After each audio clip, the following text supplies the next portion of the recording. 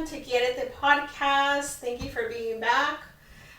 So again, as a reminder, this podcast is really focused on mental health, on wellness, on self-care, and today we are going to talk a little bit about that. So without further ado, today we have a very special guest, one of my really good friends, my vecina, and the list goes on too. So I'm really glad that she took time out of her day to come out and support this channel, and today you'll get to hear a little bit from her as well. So let's get straight into it and let's let her introduce herself. Hi everyone, so my name is Benda, and as Anna mentioned, one of her good friends, she's one of mine, and I'm so excited to be here. Yay, thank you so much for being here. I think I've been trying to get you to come on here for a while, but I know she was working in the summer. She's a very busy person, so I'm glad that she's here today. Yeah. So let's start off by maybe just talking a little bit about when we met for the first time. Do you remember that? Or how we met? Let's see. So we were talking about this earlier, how we met. I remember we were both working in the same school district, like a few years back. Yeah. 2018 maybe? 2019? Yeah. No, 18, right?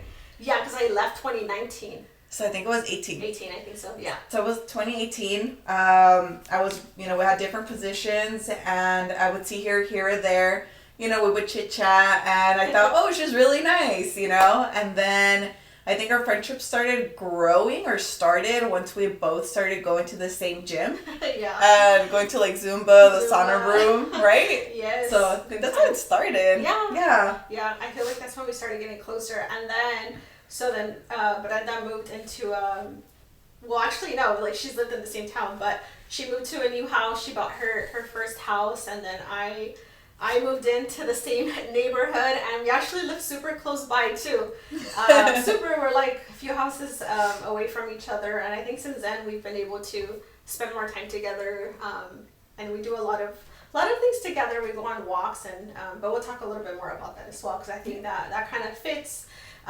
into the topic that we are going to get into today. So before we get started, Brenda, I want to ask you, right, because really the heart of this channel is about mental health. So I'm wondering, how do you define mental health, and what role does it play in your life? Oh, so mental health, to me, when I think of mental health, it has a lot of definitions. Mm-hmm.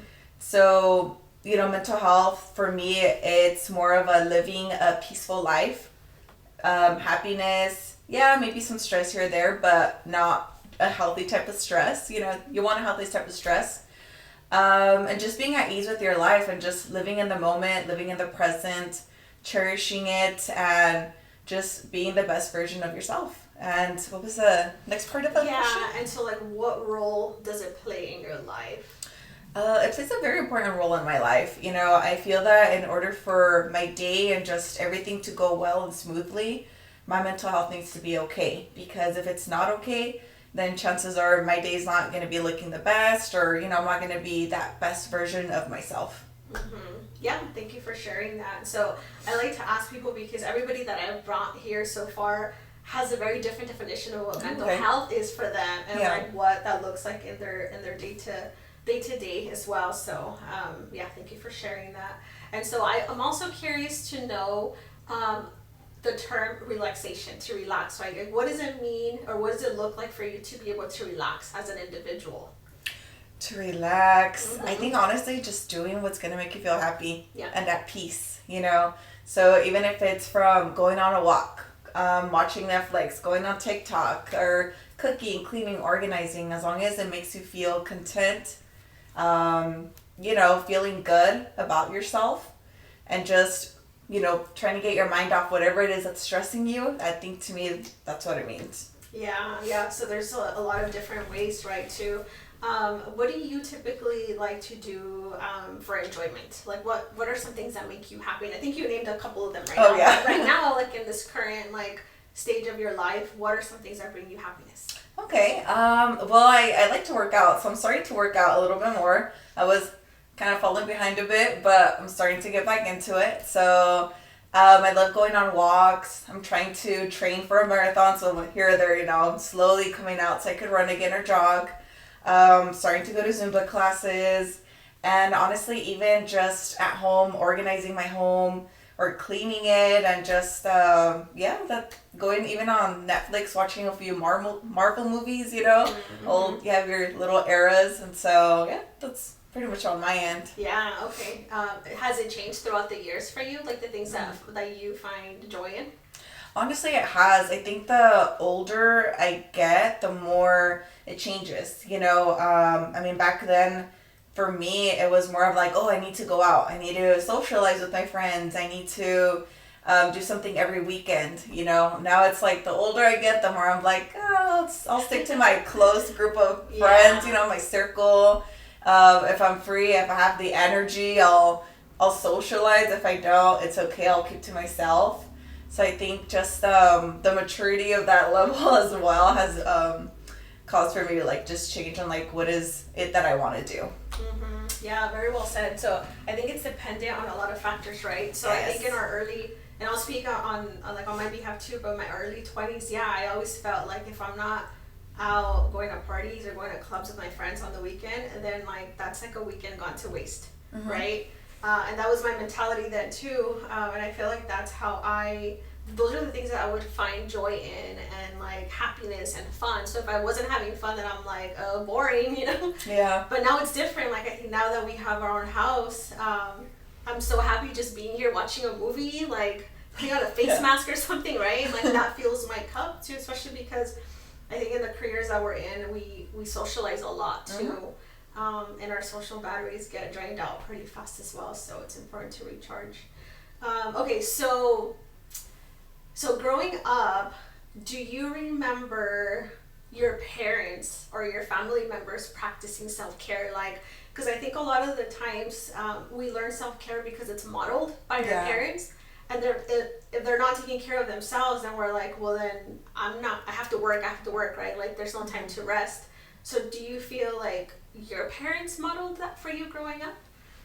I think, well, honestly, growing up in a large family, mm-hmm. Low income, my parents, they worked a lot, very hardworking people. Mm-hmm.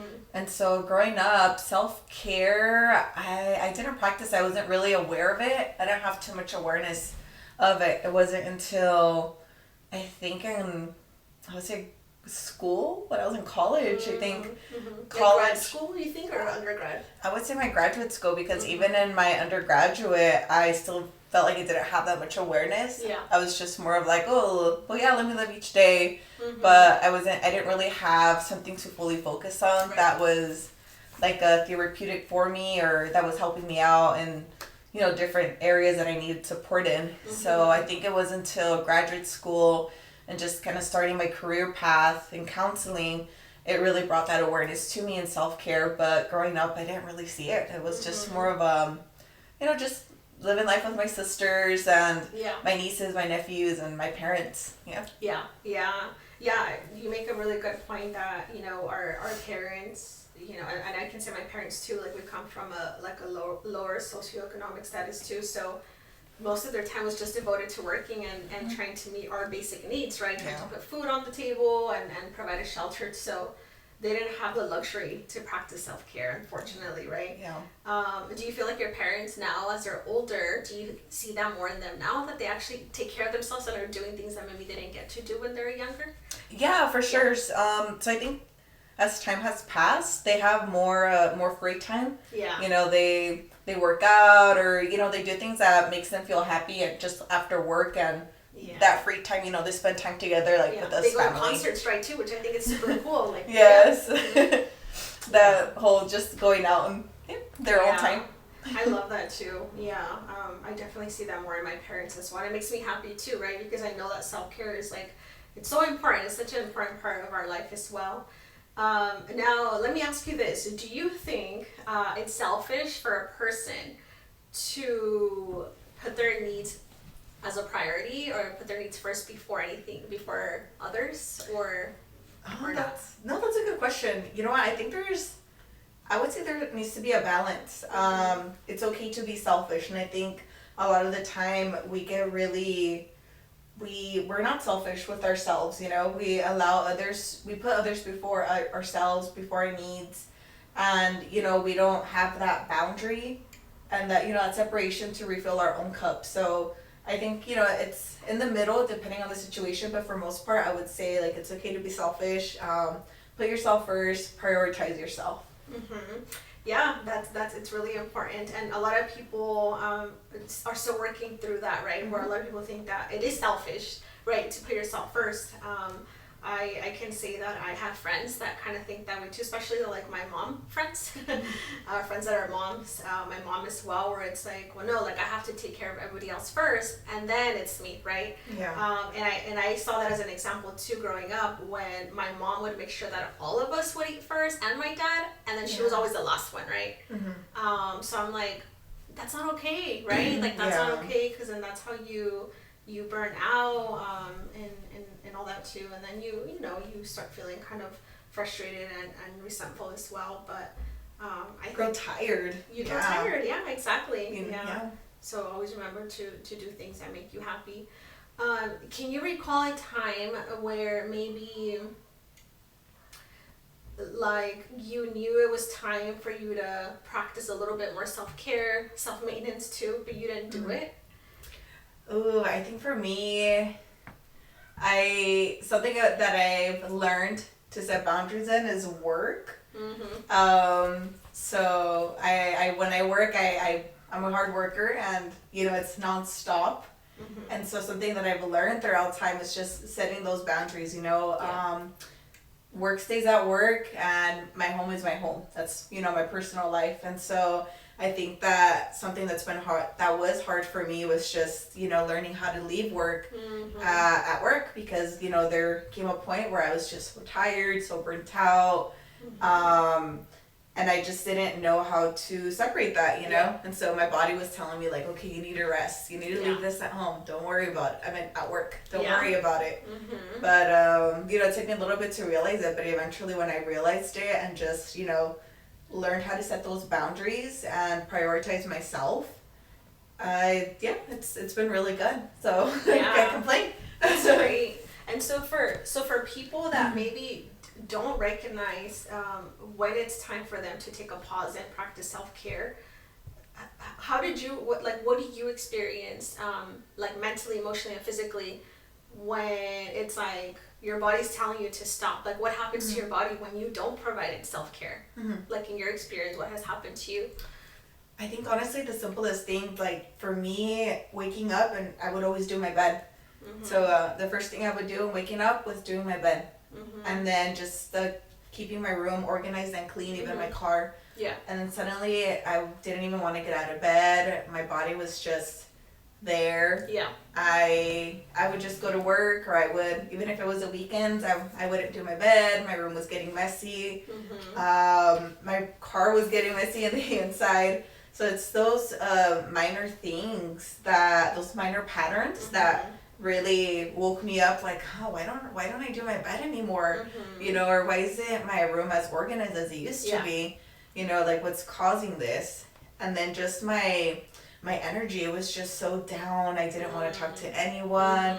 I shut down and closed off a lot of like my friends who became worried about me, even my family members. But also took my family members and my close friends to kind of call me out on it too, like, hey, where are you? How have you been? Like, are you doing okay? And so that helped me also open my eyes, like, what's going on? You just get caught up in this cycle. Yeah. And so sometimes it takes for other people to bring it up, right? Or to mention it for us to realize, like, wait, I think maybe something is off, right? Something's wrong. And then you start looking internally and you're like, okay, what's going on? What do I need to do for myself? That specific time, like, what do you remember helping you out? Like, what kind of got you out of that state of mind? What was the most important thing for you to do that helped you? I think honestly, like my friends just literally checking in on me and making me go on walks. Like I remember she would literally push me, like, no, let's go on a walk. Go on walks. Walks are so awesome, huh? Yes, so that helped me out a lot. Yeah. Literally just a few miles and you're good. Yeah. What else helped me? My loved ones pushing me and literally I think that's a big one, honestly, that I could just think of right off the bat. I needed that extra push because I was just stuck in a cycle. Yeah. And it's so easy to get stuck. Like, I've experienced that as well too, right? And I think reaching out to people and just finding connection, like, that helps so much as well. And then like you said, going on walks too. I find that going on walks is just so, like, relaxing after such a long day. Oh yeah. And it calms your stress, it calms your nerves too, and then you feel like you're able to just regulate your nervous system again too. So it's like the whole working out, you're releasing. Exactly. And you're producing those good chemicals too. So thank you for sharing that, Brenda. So what do you think right now motivates you? What are some things that motivate you now? There's so many things that motivate me now. I've come a long way, so it's been really good. Let's see. Well, first thing that motivates me is myself, you know? Yeah, like, we need to put ourselves first. I think, had you asked me this question a while back, I would have probably said other things, but now it's like, no, like, myself. I motivate myself, you know? I love that. Yeah. You need to put yourself first. So this is where the whole, is it selfish or not? It's not, you know? It's okay to put yourself first. Yes. And so just, you know, comparing how I was in the past to now, I'm like, you deserve this, you know? And I remember one of my sisters once mentioned to me, and we saw this on a TikTok too. If you look at a picture of you when you were a child, and, you know, it's like little Brenda, what would you want for little Brenda? You know, would you want little Brenda to be living this way or something new? You know, something that's going to be healthy for her. So it's always, you know, reflect, like, what would you want? What would you tell your little self? You know, what changes would you make? So that's something that helped me a lot. Yeah, I think you mentioned that one time when we were out for a walk. Yeah. And I thought that was very endearing too, and it's a great exercise too, right? And then you realize, like, wow, like, maybe sometimes I speak very harsh to myself now. Yes. Right? But you wouldn't do that to the little you, right? Oh, so no. It's like, you know, practicing more self-compassion as well. It's very important. Be kind to yourself. You know, yeah. It's okay to be kind to yourself. Literally, life, how I see it, life as it is rough. Yeah. And there's a lot of, it's beautiful. This is what I tell my students. Life is beautiful, but it's also rough.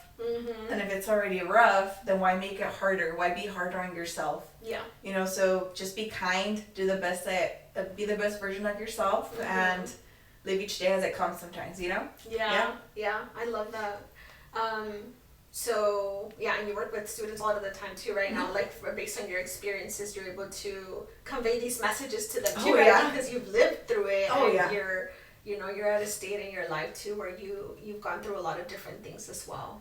So it's nice to always be able to share that wisdom with other ones, like the younger generation. Well, you're still young, but the younger generation, right?